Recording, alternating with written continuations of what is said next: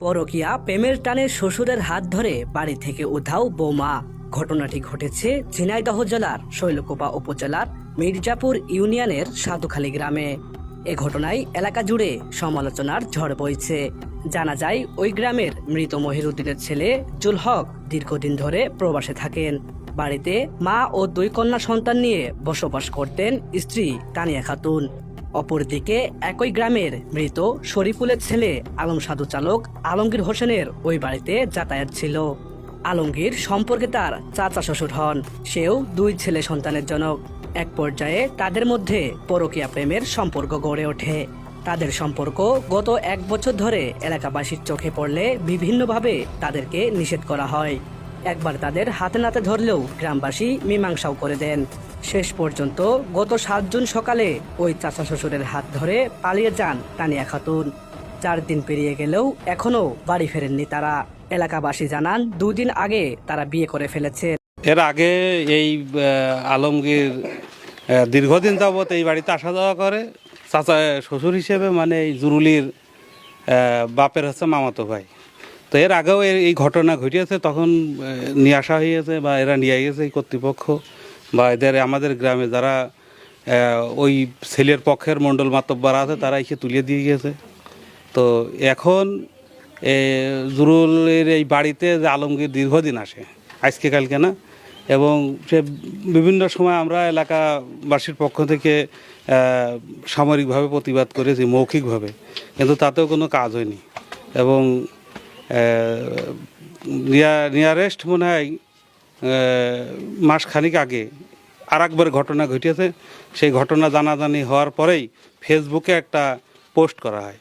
সেই ফেসবুকের পোস্টের সূত্র ধরেই 2 পক্ষের মধ্যে একটা বিবাদ সৃষ্টি হয়েছে। তারপরে দেখা যাচ্ছে যে ক্রমান্বয়ে এটা খুব আরও গভীরতার নেয়। এবং যেদিনে ঘটনা ঘটে সেই দিন আমি শুনলাম যে ও বিদেশ থেকে কিছু নগদ টাকা পাঠাচ্ছিল এবং কিছু টাকা ব্যাংকে ছিল। সেই টাকাগুলো সবই নিয়ে সে ওই আলমগীরের সাথে চলে যায়। তো আসলে যে সমাজ, আমরা তো সুশীল সমাজের মানুষ, এই সুশীল সমাজটা যারা অশান্ত রূপ নিচ্ছে, যারা আমাদের সমাজের কর্তৃপক্ষ আছে, ইউপি সদস্য বা গ্রাম যারা মাতব্বর আছে, এরা যদি সঠিক বিচার না করে, এরা চাচ্ছে যে এই ছেলে এবং মেয়েকে যার যার জায়গায় ফিরাই নেয়। কিন্তু বারবার একটা মেয়ে এই ঘটনা ঘটাবে, বারবার একটা ছেলে এই ঘটনা ঘটাবে, আর আমরা সেটাকে প্রতিবাদ না করে যাদের সাপোর্ট করছি, এটা আমি ব্যক্তিগতভাবে এর প্রতিবাদ জানাই। এই বিষয়টা আমরা আজ থেকে দীর্ঘ 1 বছর ধরে জানি।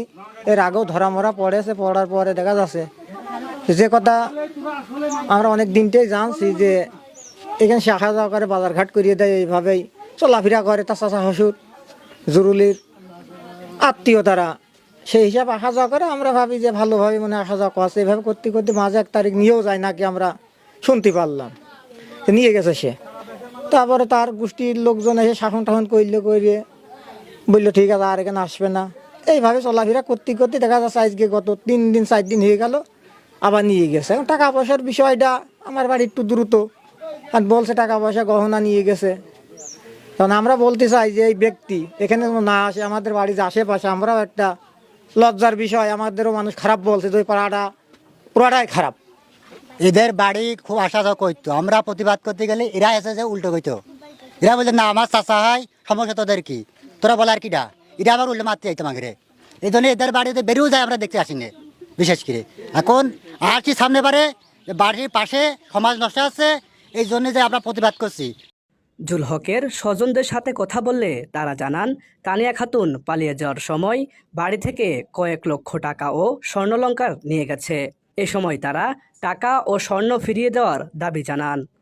আমার বিটার বউ চলে গিয়েছে, হইলো যে 6 লাখ টাকা নগদে নিয়ে গিয়েছে, আর 3.5 লাখ টাকার গহনা নিয়ে গিয়েছে, আর জিনিসপত্র মেলা নিয়ে গিয়েছে। আমরা ঘুমাইসা নইছি, জিনিসপত্র সব কিছু আলমগীর বউর সাথে করে বের করে নিয়ে চলে গিয়েছে।